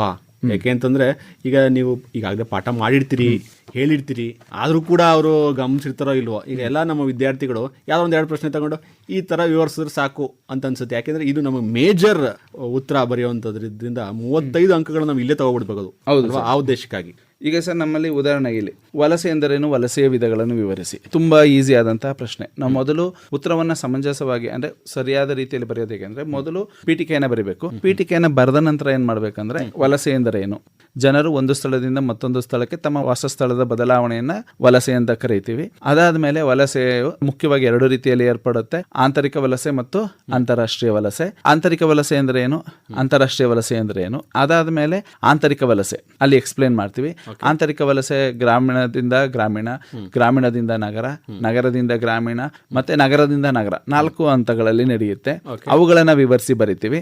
ಅದಾದ್ಮೇಲೆ ಆಂತರಿಕ ರಾಜ್ಯ ವಲಸೆ, ಅದರಲ್ಲೇ ಆಂತರಿಕ ವಲಸೆಯಲ್ಲಿ ಆಂತರಿಕ ರಾಜ್ಯ ವಲಸೆ. ಈಗ ನಾನು 4 ಉದಾಹರಣೆಗಳನ್ನ ಅಂದ್ರೆ ವಿಧಗಳನ್ನ ಹೇಳಿದೆ. ಈಗ ನಾನು ಒಂದು ಹಳ್ಳಿಯಿಂದ ಪಕ್ಕದ ಹಳ್ಳಿಗೆ ಹೋಗುವಂಥದ್ದು, ನೆಕ್ಸ್ಟ್ ಹಳ್ಳಿಯಿಂದ ನಗರಕ್ಕೆ ಹೋಗುವಂಥದ್ದು, ನಗರದಿಂದ ಮತ್ತೊಂದು ನಗರಕ್ಕೆ, ಈಗ ಬೆಂಗಳೂರು ಕೆಲಸಕ್ಕೆ ಹೋಗ್ತೀವಿ, ಅಲ್ಲಿಂದ ಉತ್ತಮವಾದ ಅವಕಾಶಗಳು ಸಿಕ್ತು ಅಂದ್ರೆ ನಾವು ಮುಂಬೈ ಹೋಗ್ಲಿಕ್ಕೆ, ದೆಹಲಿಗೆ ಹೋಗ್ಲಿಕ್ಕೆ ರೆಡಿ ಆಗ್ತೀವಿ. ವಯಸ್ಸಾದ ಕಾಲಕ್ಕೆ ಏನಾಗುತ್ತೆ, ನಮಗೆ ಈ ಗೊಂದಲಗಳು, ಟ್ರಾಫಿಕ್, ವಾಯು ಮಾಲಿನ್ಯ ಇವೆಲ್ಲವನ್ನ ಸಹಿಸ್ಕೊಳ್ಳಿಕ್ಕೆ, ಪರಿಸರ ಮಾಲಿನ್ಯ ಇವೆಲ್ಲನ ಸಹಿಸ್ಕೊಳ್ಳಿಕ್ಕೆ ಆಗದೆ ಮತ್ತೆ ನಾವು 3 ಕಡೆಗೆ ಬರ್ತೀವಲ್ಲ, ಈ 4 ವಿಧಗಳನ್ನ ಹೇಳ್ತೀವಿ. ಜೊತೆಗೆ ನಾವು ಏನ್ ಮಾಡ್ತೀವಿ, ಕೆಲವೊಮ್ಮೆ ರಾಜ್ಯದಿಂದ ರಾಜ್ಯಕ್ಕೆ ವಲಸೆ ಹೋಗ್ತೀವಿ, ಹಾಗೆ ಅದನ್ನು ಕೂಡ ಬರಿತೀವಿ. ನೆಕ್ಸ್ಟ್ ಅಂತಾರಾಷ್ಟ್ರೀಯ ವಲಸೆ. ಅಂತಾರಾಷ್ಟ್ರೀಯ ವಲಸೆಯಲ್ಲಿ 2 ವಿಧಗಳು ಬರುತ್ತೆ, ಆಂತರಿಕ ವಲಸೆ, ಬಾಹ್ಯ ವಲಸೆ. ಅವುಗಳನ್ನ ಎಕ್ಸ್ಪ್ಲೇನ್ ಮಾಡಿ ಈಗ ಮೇಲ್ಕಂಡ ರೀತಿಯಲ್ಲಿ ವಲಸೆಗಳು ಏರ್ಪಡುತ್ತೆ.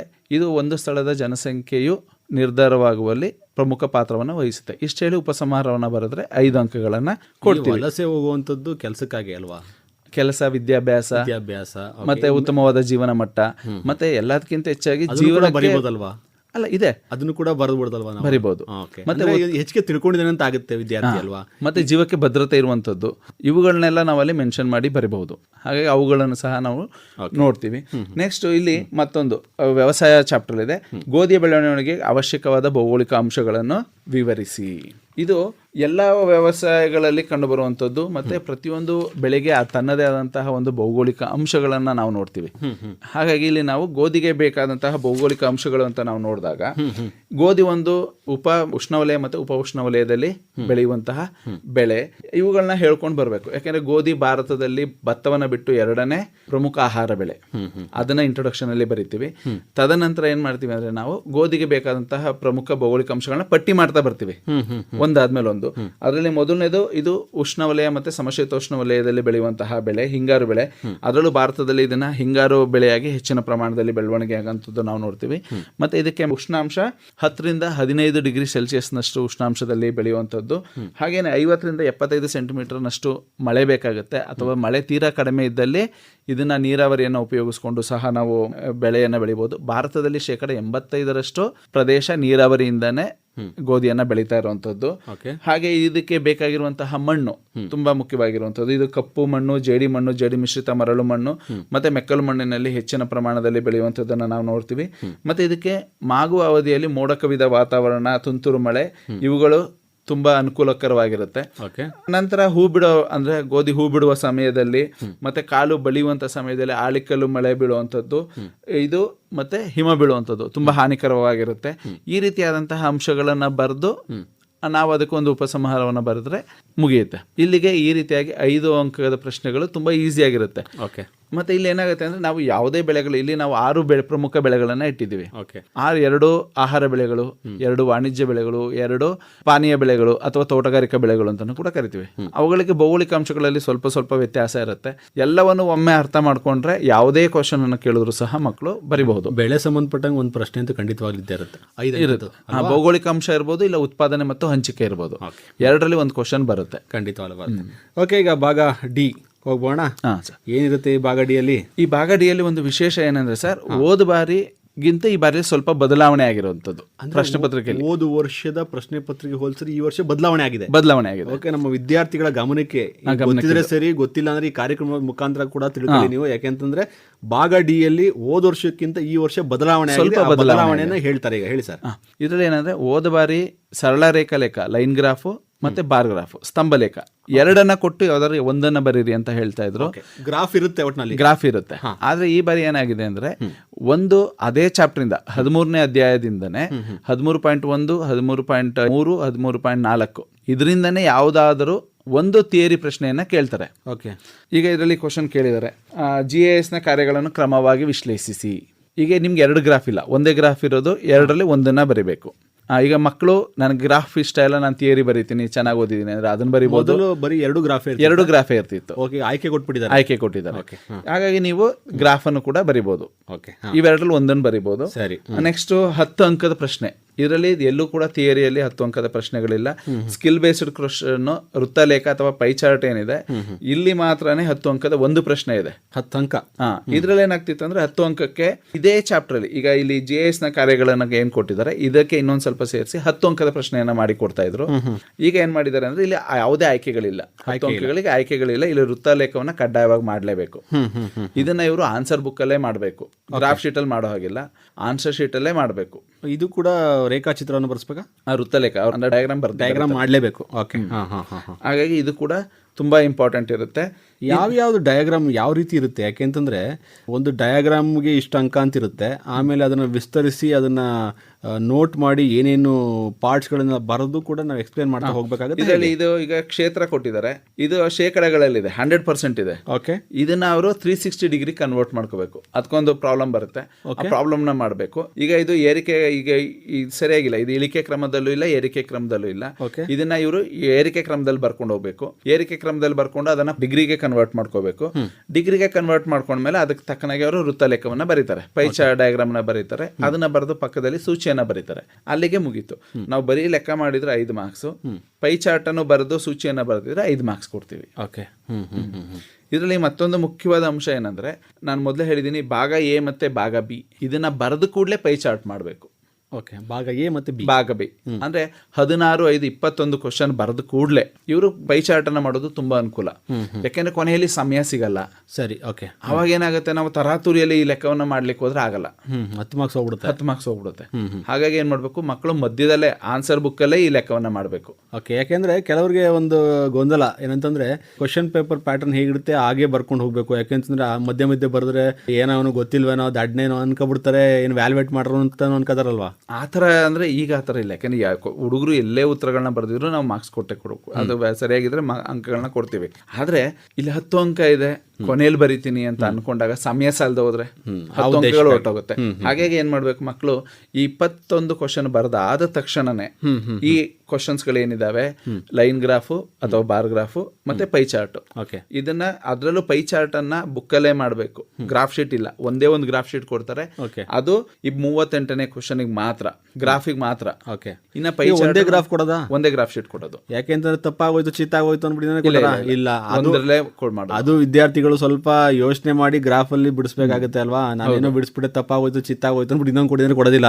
ಓಕೆ. ಮತ್ತೆ ಇನ್ನೊಂದೇನಂದ್ರೆ ಈಗ ನಾವು ಅಲ್ಲಿ ಮತ್ತೊಂದು ಉದ್ದೇಶ ಏನಂದ್ರೆ ಮಕ್ಕಳು ಕೊನೆಗೆ ಮಾಡೋ ಟೈಮಲ್ಲಿ ಗ್ರಾಫ್ ಶೀಟ್ ಅನ್ನ ಸರಿಯಾಗಿ ಕಟ್ಟದೇ ಇರ್ಬೋದು, ಮತ್ತೊಂದು ಆಗ್ಬೋದು. ಹಾಗಾಗಿ ಮೊದಲೇ ಬರೆದು ಮಧ್ಯದಲ್ಲೇ ಬರೆದು ಅದನ್ನ ಮಧ್ಯದಲ್ಲೇ ಕಟ್ಬಿಟ್ರೆ, ಕೊನೆ ಕಟ್ತಾರೆ ಕೆಲವೊಬ್ರು ವಿದ್ಯಾರ್ಥಿಗಳು, ಅದನ್ನ ಮಧ್ಯದಲ್ಲೇ ಕಟ್ಟಬೇಕು. ಅಲ್ಲೇ ಬರೆದು ಅದ ಎರಡನ್ನೂ ಲೆಕ್ಕಗಳನ್ನ ಅಲ್ಲೇ ಬರೆದು ಕ್ವಶನ್ ನಂಬರ್ ಹಾಕಿ ನೀಟಾಗಿ ಅಲ್ಲೇ ಕಟ್ಬಿಟ್ರೆ ತುಂಬಾ ಅನುಕೂಲ ಇರುತ್ತೆ. ಮತ್ತೆ ಇಲ್ಲಿ ಗ್ರಾಫ್ ಅನ್ನ ಬರೀಬೇಕಾದ್ರೆ ಮಕ್ಳು ಏನ್ ಮಾಡ್ತಾರೆ ಅಂದ್ರೆ, ನಾವು ಕ್ವಶನ್ ಕೊಟ್ಟ ತಕ್ಷಣ ಉತ್ತರ ಬರಿತೀವಲ್ಲ ಹಾಗೆ, ಆದ್ರೆ ಅವ್ರೇನ್ ಮಾಡ್ತಾರೆ, ಮಕ್ಕಳು ಕ್ವಶನ್ ಕೊಟ್ಟ ತಕ್ಷಣ ಹೆಡ್ಡಿಂಗ್ ಹಾಕಲ್ಲ, ಸಬ್ ಹೆಡ್ಡಿಂಗ್ ಹಾಕಿರಲ್ಲ, ಸುಮ್ನೆ ಡೈರೆಕ್ಟ್ ಆಗಿ ಲೆಕ್ಕ ಬರೆಯೋದು. ಆ ರೀತಿಯಾಗಿ ಬರಿಬಾರ್ದು. ಮೊದಲು ಹೆಡ್ಡಿಂಗ್ ಬರೀಬೇಕು, ಅದಾದ್ಮೇಲೆ ಯಾವ್ದು ಕ್ವಶನ್ ಕೊಟ್ಟಿರ್ತಾರೆ, ಉದಾಹರಣೆಗೆ ಭಾರತದ ಸಾಕ್ಷರತೆ ಪ್ರವೃತ್ತಿ ಸರಳ ರೇಖಾಲೇಖ ಅಂತ ಹೆಡ್ಡಿಂಗ್ ಅನ್ನ ಬರೆದು ಅದ್ರ ಕೆಳಗಡೆ ಭಾರತದ ಸಾಕ್ಷರತೆ ಪ್ರವೃತ್ತಿ 1951 2011 ಅಂತ ಬರೆದು ಅದ್ರ ಕೆಳಗಡೆ OY ಮತ್ತೆ OX ಅಕ್ಷರಗಳನ್ನ ಬರೀಬೇಕು. ನಂತರ ನೀಟಾಗಿ OY ಅಕ್ಷರದಲ್ಲಿ ಸಾಕ್ಷರತೆ ಪ್ರವೃತ್ತಿ ಪರ್ಸೆಂಟೇಜ್ ಏನಿದೆ ಅದನ್ನ ಬರೀಬೇಕು, ಕೆಳಗಡೆ ವರ್ಷಗಳಂತ ಬರೀಬೇಕು.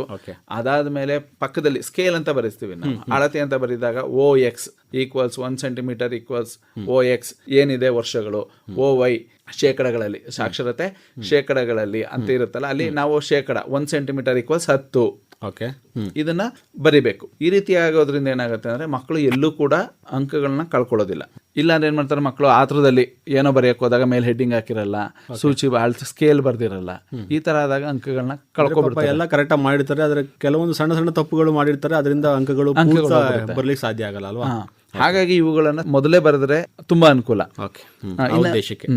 ಇನ್ನ ಹೀಗೆ ಬಂದ್ರೆ ಇದು ದೃಷ್ಟಿಚೇತನ ವಿಕಲಚೇತನ ವಿದ್ಯಾರ್ಥಿಗಳಿಗೆ ಮಾತ್ರ ಇರೋದು. ಇಲ್ಲೇನಾಗುತ್ತೆ ಅಂದ್ರೆ ಭಾಗ ಬಿ ಇಂದ, ಅಂದ್ರೆ ಪಠ್ಯಪುಸ್ತಕದ ಭಾಗ ಬಿ ಇಂದ ಯಾವುದೇ ಚಾಪ್ಟರ್ಗಳಿಂದ 6ರಿಂದ 12ನೇ ಚಾಪ್ಟರ್ ವರೆಗೂ ಯಾವುದೇ ಚಾಪ್ಟರ್ ಇಂದ ಬೇಕಾದ್ರೆ ಅವರು ಕ್ವಶನ್ಗಳನ್ನ ತೆಗಿಬಹುದು. 5 ಮತ್ತು 10 ಅಂಕದ ಪ್ರಶ್ನೆಗಳನ್ನ ತೆಗಿಬಹುದು. ಇಲ್ಲಿ ಇದನ್ನ ತುಂಬಾ ಈಸಿ ಇದೆ, ಮಕ್ಕಳೇನ್ ಅನ್ಕೊಳ್ತಾರೆ ಇಲ್ಲಿ ತುಂಬಾ ಈಸಿ ಇದೆ ನಾನು ಇದನ್ನು ಬರಿತೀನಿ, ಆ ರೀತಿ ಬರೆಯೋ ಹಾಗಿಲ್ಲ. ಅಂದ್ರೆ ಈಗ ನಮ್ಮ ವಿದ್ಯಾರ್ಥಿಗಳಿಗೆ ಏನೊಂದು ಸೂಚನೆ ಅಂತ ಹೇಳಿದ್ರೆ, ಭಾಗ ಇ ಅನ್ನುವಂಥದ್ದು ನಮ್ಮ ದೃಷ್ಟಿ ವಿಕಲಚೇತನ ವಿದ್ಯಾರ್ಥಿಗಳಿಗೆ ಮಾತ್ರ. ಅಂದ್ರೆ ಕೆಲವು ಪ್ರಶ್ನೆಗಳು ಸುಲಭ ಆಗಿತ್ತು, ನನ್ಗೆ ಗೊತ್ತಪ್ಪ ಇದು ಒಂದು ಬರೆದ್ರು ಪ್ರಯೋಜನ ಇಲ್ಲ, ಗಮನ ಇಟ್ಟು ಕೇಳ್ಕೊಳ್ಳಿ. ಯಾಕೆ ಅಂತಂದ್ರೆ ಭಾಗ ಇ ಅನ್ನುವಂಥದ್ದು ನಮ್ಮ ದೃಷ್ಟಿ ವಿಕಲಚೇತನ ವಿದ್ಯಾರ್ಥಿಗಳಿಗೆ ಮಾತ್ರ. ಯಾಕೆಂತಂದ್ರೆ ಅವ್ರ ಗ್ರಾಫ್ ಮತ್ತೆ ಆ ಡಯಾಗ್ರಾಮ್ ಹಾಕ್ಲಿಕ್ಕೆ ಆಗಲ್ಲ ಅನ್ನೋ ಉದ್ದೇಶಕ್ಕಾಗಿ ಮಾತ್ರ ಅವ್ರಿಗೆ ಈ ಒಂದು ಅವಕಾಶ ಇರೋದು. ಎಲ್ರು ಕೂಡ ಅವಕಾಶ ಇಲ್ಲ, ಅದನ್ನ ತಿಳ್ಕೊಳ್ಳಿ. ಸುಮ್ನೆ ಬರೆದು ಟೈಮ್ ವೇಸ್ಟ್ ಮಾಡಬೇಡಿ, ಹಾಗೆ ಅಂಕನೂ ಕಳ್ಕೋಬೇಡಿ. ಮತ್ತೆ ಇನ್ನೊಂದು ಮುಖ್ಯವಾಗಿ ಹೇಳುವಂಥದ್ದು, ಈ ಕೆಲವರು ಪಟ್ಟಿ ಮಾಡಿ ಎಲ್ಲಿ ಏನ್ ಮಾಡ್ತಾರೆ ಅಂದ್ರೆ ಕ್ವಶನ್ ನಂಬರ್ಗಳನ್ನ ಬರೆಯೋ ಜಾಗದಲ್ಲೇ ಪಟ್ಟಿಯಲ್ಲಿ ಬರೆಯುವಂತ 1 2 3 ಅಂತ ಬರ್ಕೊಂಡು ಹೋಗ್ತಾರೆ. ಆ ರೀತಿ ಮಾಡಬಾರ್ದು. ಲೈನ್ ಇಂದ ಎಡಭಾಗಕ್ಕೆ ಕ್ವಶನ್ ನಂಬರ್ ಇರಬೇಕು, ಲೈನ್ ಇಂದ ಬಲಭಾಗದಲ್ಲೇ 1 2 3 ABCD ಬರಿಬೇಕು, ಪಕ್ಕದಲ್ಲಿ ಬರಿಬಾರ್ದು. ಕ್ವಶನ್ ನಂಬರ್ಗಳಿಗೆ ಕನ್ಫ್ಯೂಸ್ ಆಗುತ್ತೆ ಅಲ್ಲಿ. ಅವುಗಳನ್ನ ನೋಡ್ಬೇಕು. ಮತ್ತೆ ಸಾಧ್ಯ ಆದಷ್ಟು ಅಕ್ಷರ ದುಂಡಾಗಿರ್ಬೇಕು. ನೀವು ಕೇಳ್ಬೋದು ಅಕ್ಷರ ಸರಿ ಇಲ್ಲ ಅಂದ್ರೆ ಮಾರ್ಕ್ಸ್ ಕೊಡಲ್ವಾ ಅಂತ. ನಾವು ಬರೆಯುವಂತದ್ರಲ್ಲಿ ಏನಾಗುತ್ತೆ, 6 ಅಂತ ಬರ್ದಿರ್ತೀವಿ. ಕೆಲವೊಂದು ಅಕ್ಷರಗಳಲ್ಲಿ ನಮಗೆ ಅದು ಏನ್ ಅಕ್ಷರ ಅನ್ನೋದು ಗೊತ್ತಾಗದೇ ಇರಬಹುದು, ಅದರಿಂದ ಉತ್ತರ ಇದ್ರೂ ಕೂಡ ಅಂಕಗಳು ಕೆಲವೊಮ್ಮೆ ಹೋಗ್ಬಿಡುತ್ತೆ. ಹಾಗಾಗಿ ಮಕ್ಕಳು ಸಾಧ್ಯವಾದಷ್ಟು ಅಕ್ಷರಗಳು ತುಂಬಾ ದುಂಡಾಗಿರ್ಬೇಕು. ಈ ರೀತಿಯಾಗಿದ್ದಾಗ ಏನಾಗುತ್ತೆ ಅಂದ್ರೆ ನಾವು ಪ್ರಶ್ನೆಗಳನ್ನ ಓದ್ಲಿಕ್ಕೂ ಅನುಕೂಲ ಆಗುತ್ತೆ, ಮತ್ತೆ ಅವರಿಗೆ ಹೆಚ್ಚಿನ ಅಂಕಗಳನ್ನ ಕೊಡ್ಲಿಕ್ಕೂ ಸಹ ಸಹಾಯ ಆಗುತ್ತೆ. ಇದನ್ನ ವಿದ್ಯಾರ್ಥಿಗಳು ತುಂಬಾ ಮನದಲ್ಲಿ ಇಟ್ಕೋಬೇಕದು. ಮತ್ತೆ ಸಾಧ್ಯ ಆದಷ್ಟು ಸ್ಪೆಲ್ಲಿಂಗ್ ಮಿಸ್ಟೇಕ್ ಮಾಡಬಾರ್ದು. ಈ 1 2 ಅಂಕದ ಪ್ರಶ್ನೆಗಳಲ್ಲಿ ಸ್ಪೆಲ್ಲಿಂಗ್ ಮಿಸ್ಟೇಕ್ ಆದ್ರೆ ಉತ್ತರದ ಅರ್ಥನೇ ಬದಲಾಗ್ಬಿಡುತ್ತೆ. ಹಾಗಾಗಿ ಅಲ್ಲಿ ಯಾವುದೇ ರೀತಿಯಾದಂತಹ ತಪ್ಪುಗಳನ್ನ ಮಾಡಬಾರ್ದು. ಅವುಗಳು ಮುಖ್ಯವಾಗಿರ್ಬೇಕು. ಮತ್ತೆ ಯಾವುದೇ ಕಾರಣಕ್ಕೂ ಸೂಚನೆಗಳನ್ನ ಓದದೇನೆ ಕ್ವಶನ್ ಪೇಪರ್ ಅಲ್ಲಿ 1/4 ಗಂಟೆ ಕೊಟ್ಟಿರ್ತಾರೆ, ಅಲ್ಲಿ ಸೂಚನೆಗಳನ್ನ ಓದ್ಕೋಬೇಕು. ನಾವು ಕೂಡ ತರಗತಿಯಲ್ಲಿ ಹೇಳಿರ್ತೀವಿ, ಪದೇ ಪದೇ ಅಭ್ಯಾಸವನ್ನ ಮಾಡಿಸಿರ್ತೀವಿ. ಆದ್ರೂ ಕೂಡ ಮಕ್ಕಳು ಎಕ್ಸಾಮ್ ಅಂತ ಹೋದಾಗ, ಯಾಕಂದ್ರೆ 1 ವರ್ಷ ಓದಿ 3 ಗಂಟೆಲಿ ಎಕ್ಸಾಮ್ ಬರೆಯೋದ್ರಿಂದ ಮಕ್ಕಳು ಅದನ್ನ ಗಂಭೀರವಾಗಿ ಪರಿಗಣಿಸಬೇಕು. ಹೌದು ಅವೆಲ್ಲ ಬಹಳ ಚೆನ್ನಾಗಿ ಹೇಳಿದ್ರಿ ನೀವು. ಈಗೇನಂತಂದ್ರೆ ನಾವು ನಮ್ಮ ವಿದ್ಯಾರ್ಥಿಗಳಿಗೆ ಹೇಳೋದೇನಂತಂದ್ರೆ, ಸೂಚನೆಗಳನ್ನು ಮೊದಲು ಕರೆಕ್ಟಾಗಿ ನೋಡ್ಕೊಳ್ಳಿ. ಯಾಕಂದರೆ ನಿಮ್ಗೆ 15 ನಿಮಿಷ ಮುಂಚೆನೇ ಪೇಪರ್ನ ಕೊಟ್ಟು ಕೂಡ ಕ್ಲೀನಾಗಿ ನೋಡ್ಕೊಳ್ಳಿಕ್ಕೆ ಅವಕಾಶ ಇರುತ್ತೆ ಅಲ್ವಾ. ಆಮೇಲೆ ಇನ್ನೊಂದು, ನಾವು ಪ್ರಶ್ನೆ ಪತ್ರಿಕೆಯಲ್ಲಿ ಏನು ಮಾರ್ಕ್ ಮಾಡೋ ಅವಕಾಶ ಇಲ್ಲ ಅಲ್ವಾ? ಇಲ್ಲ, ಕ್ವಶನ್ ಪತ್ರಿಕೆಯಲ್ಲಿ ಏನು ಮಾರ್ಕ್ ಮಾಡಬಾರ್ದು. ರಿಜಿಸ್ಟರ್ ನಂಬರ್ ಬಿಟ್ಟು ಇನ್ನೇನು ಮಾರ್ಕ್ ಮಾಡೋದು. ಆಮೇಲೆ ರಿಜಿಸ್ಟರ್ ನಂಬರ್ ಕೂಡ ಕರೆಕ್ಟಾಗಿ ಬರೀಬೇಕಾಗುತ್ತೆ. ಹಾಗೆ ಕೂಡ ಗ್ರಾಫ್ ಸಂಬಂಧಪಟ್ಟ ಒಂದು ಮಾಹಿತಿನೂ ಕೊಟ್ಟರೆ ಗ್ರಾಫ್ ಒಳಗಡೆ ಟ್ಯಾಗ್ ಮಾಡಬೇಕು. ಯಾಕಂದ್ರೆ ಮಿಸ್ ಆಗಿ ಕಟ್ ಆದಾಗ ಅದು ಕೂಡ ನಿಮಗೆ ಮಾರ್ಕ್ಸ್ ಸಿಗದಿರೋ ಅವಕಾಶ ಕೂಡ ಆಗುತ್ತೆ. ಇನ್ನೊಂದೇನಂತಂದ್ರೆ, ಈ ಒಂದು ವಿಚಾರ ನಾವು ಜಿಯಾಗ್ರಫಿ ಅಂತಂದಾಗ ಎಲ್ಲಾನು ಕೂಡ ನಮ್ಮ ಸುತ್ತಮುತ್ತಲೇ ಇರುವಂತಹ ಒಂದು ಸಬ್ಜೆಕ್ಟ್. ಆದ್ರಿಂದ ಪರಿಸರ ಸ್ನೇಹಿ ಅಂತ ಏನ್ ಹೇಳ್ತೀವಿ, ವಿದ್ಯಾರ್ಥಿ ಸ್ನೇಹಿ ಅಂತಾನೆ ಹೇಳ್ಬೋದು ಅಲ್ವಾ. ಯಾಕಂದ್ರೆ ನೀವು ತುಂಬಾ ಅಭಿಪ್ರಾಯಗಳು ಬರುತ್ತೆ ಸರ್. ಈ ಜಿಯೋಗ್ರಫಿ ಓದಿದ್ರೆ ತುಂಬಾ ಅಂಕಗಳು ಬಂದ್ಬಿಡುತ್ತೆ ಅಂತ. ಯಾಕೆಂದ್ರೆ ನಾವು ಚಿಕ್ಕದ್ರಿಂದ ಕಣ್ಣಾರೆ ನೋಡಿರುವಂತದ್ದು, ಚಿಕ್ಕದ್ರಿಂದ ಓದ್ಕೊಂಡು ಬಂದಿದೀವಿ. ಈಗ ನಾವು ಸೋಷಿಯಾಲಜಿ ಸಮಾಜಶಾಸ್ತ್ರ ಓದಿರ್ತೀವಿ, ಅಲ್ಲೇನಾಗುತ್ತೆ ಅಂದ್ರೆ ನಾವು ಸಂಪೂರ್ಣವಾಗಿ ಭೂಗೋಳಶಾಸ್ತ್ರವನ್ನು ಓದಿರ್ತೀವಿ. ಹಾಗಾಗಿ ನಮ್ಗೆ ಭೂಗೋಳಶಾಸ್ತ್ರದ ಜ್ಞಾನ ತುಂಬಾ ಚೆನ್ನಾಗಿರುತ್ತೆ. ಹೌದು. ಇನ್ನು ಬಾಕಿ ವಿಭಾಗಗಳು ತದನಂತರ ಹೆಚ್ಚಿನ ಪ್ರಮಾಣದಲ್ಲಿ ಬರುತ್ತೆ. ನಮ್ದು ಹೆಚ್ಚಿನ ಪ್ರಮಾಣದಲ್ಲಿ ಬಂದ್ರು ಆಲ್ರೆಡಿ ನಾವು ವಿಷಯವನ್ನ ಕಲ್ತ್ಕೊಂಡು ಬಂದಿರೋದ್ರಿಂದ ಏನಾಗುತ್ತೆ ಅಂದ್ರೆ ನಮ್ಗೆ ಇದರ ಬಗ್ಗೆ ಅರಿವು ಜಾಸ್ತಿ ಇರುತ್ತೆ. ಹಾಗಾಗಿ ನಮ್ಗೆ ಇದು ಸುಲಭ ಅನ್ಸುತ್ತೆ. ಹಾಗಾಗಿ ಮಕ್ಕಳು ಇದರಲ್ಲಿ ಸ್ಕೋರ್ ತುಂಬಾ ಚೆನ್ನಾಗಿ ಮಾಡ್ತಾರೆ. ಮತ್ತೆ ಮೊದಲಿಂದ ನೋಡಿರೋದೇ ಅಲ್ಲ, ಅದನ್ನ ಮನದಲ್ಲಿ ಇರುತ್ತೆ ಯಾವಾಗಲೂ. ಹೌದು. ಈಗ ಕಾರ್ಯಕ್ರಮದ ಕೊನೆ ಹಂತಕ್ಕೆ ಬಂದ್ಬಿಟ್ಟಿದ್ವಿ ದೀಪಕ್ ಕುಮಾರ್ ಅವರೇ. ಈಗ ನಮ್ಮ ವಿದ್ಯಾರ್ಥಿಗಳು ಏನು ಮಾರ್ಚ್ 2ನೇ ತಾರೀಕು ಈ ಜಾಗ್ರಫಿ ಸಬ್ಜೆಕ್ಟ್ ಎಕ್ಸಾಮ್ನ ಬರೀಲಿಕ್ಕೆ ತಯಾರಾಗ್ತಿದ್ದಾರೆ. ಇನ್ನೂ ಕೂಡ ಕಾಲ ಮಿಂಚಿಲ್ಲ. ಈ ಕಾರ್ಯಕ್ರಮ ಪ್ರಸಾರ ಆದಮೇಲೆ ಆದರೂ ಕೂಡ ಕಾರ್ಯಕ್ರಮ ಕೇಳ್ಕೊಂಡ್ರು ಒಂದು 2% ಓದ್ಲಿಕ್ಕಾರು ಶುರು ಮಾಡಿದ್ರೆ, ಒಂದು ಸ್ವಲ್ಪ ಓದ್ಲಿಕ್ಕೆ ಶುರು ಮಾಡಿದ್ರೆ ನಾನು ಪಾಸೇ ಆಗಲ್ಲ ಅನ್ನೋ ವಿದ್ಯಾರ್ಥಿಗಳು ಪಾಸ್ ಆಗ್ಬೋದು, ಒಳ್ಳೆ ಅಂಕ ತಗೋತಾ ಇರೋ ಇನ್ನೂ ಒಳ್ಳೆ ಅಂಕವನ್ನು ತಗೋಬೋದು ಅನ್ನೋ ಉದ್ದೇಶಕ್ಕಾಗಿ ಈಗ ಕಾರ್ಯಕ್ರಮದ ಕೊನೆಯಲ್ಲಿ ಏನು ಹೇಳಲಿಕ್ಕೆ ಬಯಸ್ತೀರಿ ನಮ್ಮ ವಿದ್ಯಾರ್ಥಿಗಳಿಗೆ? ಈಗ ನಾವು ಮುಖ್ಯವಾಗಿ ವಿದ್ಯಾರ್ಥಿಗಳಿಗೆ ಹೇಳುವಂಥದ್ದು ಏನಂದ್ರೆ, ಪ್ರಶ್ನಾಕೋಟಿಯಲ್ಲಿರುವಂತಹ ಪ್ರಶ್ನೆಗಳನ್ನ ಸರಿಯಾಗಿ ಅರ್ಥ ಮಾಡ್ಕೋಬೇಕು. ಇದು ಬಹುಮುಖ್ಯವಾದಂಥದ್ದು. ಯಾಕೆಂದ್ರೆ ಒಂದೇ ತರ ಪ್ರಶ್ನೆಯಲ್ಲಿ ಕೊನೆಯಲ್ಲಿ ಚರ್ಚಿಸಿ ಅಂತ ಕೊಟ್ಟಿದ್ದಾರೆ, ನನಗೆ ವಿವರಿಸಿ ಅಂತ ಕೊಟ್ಟಿದ್ರು, ವಿಶ್ಲೇಷಿಸಿ ಅಂತ ಕೊಟ್ಟಿದ್ದಾರೆ, ಇಲ್ಲಿ ಪಟ್ಟಿ ಮಾಡಿ ಅಂತ ಕೊಟ್ಟಿದ್ದಾರೆ. ಅವುಗಳ ಗೊಂದಲ ಹೋಗಬಾರ್ದು. ಪ್ರಶ್ನೆ ಪತ್ರಿಕೆಗಳನ್ನ ನೀಟಾಗಿ ಅಭ್ಯಾಸ ಮಾಡಬೇಕು. ಮತ್ತೆ ಈ ಬಾರಿ 3 ಪ್ರಶ್ನೆ ಪತ್ರಿಕೆಗಳಿದೆ. ಮತ್ತೆ ಪೂರ್ವ ಸಿದ್ಧತಾ ಪರೀಕ್ಷೆಯಲ್ಲಿ 2 ಪ್ರಶ್ನೆ ಪತ್ರಿಕೆಗಳು ಬರುತ್ತೆ. ಈಗ ಆಲ್ರೆಡಿ ಪೂರ್ವ ಸಿದ್ಧತಾ ಪರೀಕ್ಷೆಯಲ್ಲಿ ಎಲ್ಲಾ ಚಾಪ್ಟರ್ಗಳಿಂದ ಕ್ವಶನ್ಸ್ಗಳು 3 ಬಂದಿರುತ್ತೆ. ಅವುಗಳನ್ನ ಅಧ್ಯಯನ ಮಾಡ್ಕೊಳ್ಳುವಂಥದ್ದು. ಮತ್ತೆ ಇನ್ನ 2 ಕ್ವಶನ್ ಪೇಪರ್ ಪೂರ್ವ ಸಿದ್ಧತೆಯಿಂದ ಬರುತ್ತೆ. ಒಟ್ಟು 5 ಮಾದರಿ ಪ್ರಶ್ನೆಗಳ ಪತ್ರಿಕೆಗಳಿರುತ್ತೆ. 5 ಮಾದರಿ ಪ್ರಶ್ನೆ ಪತ್ರಿಕೆಗಳಿಂದ ನಾವು ಎಲ್ಲವನ್ನು ಕೂಡ ಸಮಂಜಸವಾಗಿ ಅಧ್ಯಯನ ಮಾಡಿದ್ರೆ 80ಕ್ಕೆ 80 ಅಂಕಗಳನ್ನು ಸಹ ನಾವು ತಗೋಬಹುದು. ಹಾಗಾಗಿ ಎಲ್ಲಾ ವಿದ್ಯಾರ್ಥಿಗಳು ಪ್ರಶ್ನಾಕೋಟಿ ಮತ್ತು ಮಾದರಿ ಪ್ರಶ್ನೆ ಪತ್ರಿಕೆಗಳು ಪೂರ್ವ ಸಿದ್ಧತಾ ಪರೀಕ್ಷೆಗಳನ್ನ ಗಂಭೀರವಾಗಿ ಪರಿಗಣಿಸಿ, ವಾರ್ಷಿಕ ಪರೀಕ್ಷೆ 2 ಇದೆ ಅಂತ ಅನ್ಕೊಂಡು ನಾನು 2ನೇದ್ರಲ್ಲಿ ಇನ್ನೂ ಅಂಕ ತಗೊಳ್ತೀನಿ ಅನ್ನೋದಕ್ಕಿಂತ ಮೊದಲನೇ ಪರೀಕ್ಷೆಯಲ್ಲೇ ಹೆಚ್ಚಿನ ಅಂಕಗಳನ್ನ ಪಡ್ಕೊಂಡು ಉತ್ತೀರ್ಣರಾಗಲಿ ಅಂತ ನಾನು ಹಾರೈಸ್ತೀನಿ. ಬಹಳ ಸಂತೋಷ ದೀಪಕ್ ಕುಮಾರ್ ಅವರೇ. ಏನು ಈಗ ಮೊದಲ ರೀತಿಯಲ್ಲಿ ನಮ್ಮ ಕ್ವಶನ್ ಪ್ಯಾಟರ್ನ್ ಆಗಿರ್ಬೋದು, ಒಂದು ಪ್ರಶ್ನೆ ಪತ್ರಿಕೆಗಳು, ಹಾಗೆ ಎಕ್ಸಾಮು ಕೂಡ ಅಷ್ಟು ಕಷ್ಟವಾಗಿಲ್ಲ ಹೋಲಿಸಿದ್ರೆ. ಯಾಕೆಂದ್ರೆ ನಾವೆಲ್ಲ ಬರೀತಿದ್ರೆ 100 ಮಾರ್ಕ್ಸಿಗೆ ಬರೀಬೇಕಿತ್ತು, ಈಗೆಲ್ಲ 80 ಮಾರ್ಕ್ಸಿಗೆ ಬರೀಬೇಕು. ಆದರೂ ಕೂಡ ಪ್ಯಾಟ್ರನ್ನು ಈಗ ಎಲ್ಲ ಜಗಜ್ಜಾಹೀರಾಗಿದೆ. ನಿಮ್ಗೆ ಎಲ್ಲಿ ಬೇಕಾದರೂ ಸಿಗುತ್ತೆ. PU ಬೋರ್ಡ್ ಮಂಡಳಿ ವೆಬ್ಸೈಟ್ ಹೋದರೂ ಕೂಡ ನಿಮಗೆ ಪ್ರಶ್ನೆ ಪತ್ರಿಕೆಗಳು ಸಿಗುತ್ತವೆ. ಹಾಗೆ ಮಿಡ್ ಟರ್ಮ್ ಆಗಿರುತ್ತೆ, ಹಾಗೆ ಕೂಡ ಪ್ರಿಪ್ರೇಟರಿ ಆಗಿರುತ್ತೆ. ಎಲ್ಲ ಪತ್ರಿಕೆಗಳನ್ನ ಕ್ರೋಢೀಕರಿಸಿ ಒಂದು ಅನಲೈಸ್ ಮಾಡಿಕೊಂಡ್ರೆ ನೀವು ಆರಾಮಾಗಿ, ನನ್ನ ಪ್ರಕಾರ ಏನೂ ಗೊತ್ತಿಲ್ಲಪ್ಪ ನಾನು ಇಷ್ಟು ಮಾತ್ರ ನೋಡ್ಕೊತೀನಿ ಅಂತಂದ್ರು ಆರಾಮಾಗಿ 50ರಿಂದ 60 ಅಂಕ ತಗೋಬೋದಲ್ವಾ? ತುಂಬ ಸುಲಭವಾಗಿ ತಗೋಬೋದು ಸರ್. ಓಕೆ, ಇದನ್ನು ಕಾರ್ಯಕ್ರಮ ಕೇಳಿದ್ಮೇಲೆ ವಿದ್ಯಾರ್ಥಿಗಳು ಎಚ್ಚೆತ್ಕೊಂಡು ಇದನ್ನು ಹೇಳಿದಂಥ ಮಾಹಿತಿಗಳನ್ನು ಕರೆಕ್ಟಾಗಿ ಅದನ್ನು ಫಾಲೋ ಮಾಡಿದ್ರೆ ಅವರು ಒಳ್ಳೆಯ ಅಂಕವನ್ನು ತಗೋಬೋದು ಅಂತ ಹೇಳ್ತಾ ಇಷ್ಟೊತ್ತು ಕಾರ್ಯಕ್ರಮದಲ್ಲಿ ಭಾಗವಹಿಸಿ ನಮ್ಮ ಮಕ್ಕಳಿಗೆಲ್ಲ ಮಾಹಿತಿ ಮಾಡಿಕೊಟ್ಟಿದ್ದು ಧನ್ಯವಾದಗಳು ದೀಪಕ್ ಕುಮಾರ್. ನಮಸ್ಕಾರ. ಧನ್ಯವಾದಗಳು ಸರ್. ಇದುವರೆಗೆ ದ್ವಿತೀಯ PUC ವಿದ್ಯಾರ್ಥಿಗಳಿಗಾಗಿ ಪರೀಕ್ಷೆಗೆ ಸಿದ್ಧರಾಗೋಣ ಬನ್ನಿ ಸರಣಿ ಕಾರ್ಯಕ್ರಮ ಕೇಳಿದಿರಿ. ಭೂಗೋಳಶಾಸ್ತ್ರದ ಪುನರಾವರ್ತನೆ ಮಾಡಿದವರು KR ನಗರದ ಸರ್ಕಾರಿ ಪದವಿ ಪೂರ್ವ ಕಾಲೇಜಿನ ಭೂಗೋಳಶಾಸ್ತ್ರ ಉಪನ್ಯಾಸಕರಾದ ದೀಪಕ್ ಕುಮಾರ್. ಇವರ ಸಂಪರ್ಕ ಸಂಖ್ಯೆ 7411061333 7411061333. ಈ ಕಾರ್ಯಕ್ರಮವನ್ನು ಆಕಾಶವಾಣಿ ಮೈಸೂರು ಕೇಂದ್ರದ ಯೂಟ್ಯೂಬ್ ಚಾನೆಲ್ನಲ್ಲೂ ಕೇಳಬಹುದು. ಇವರೊಂದಿಗೆ ಭಾಗವಹಿಸಿದ್ದವರು ದಿಗ್ವಿಜಯ್ B. ಸಂಕಲನ ತೇಜಸ್ವಿನಿ ಗಿರೀಶ್. ಇದು ಇಂದಿನ ಯುವವಾಣಿ.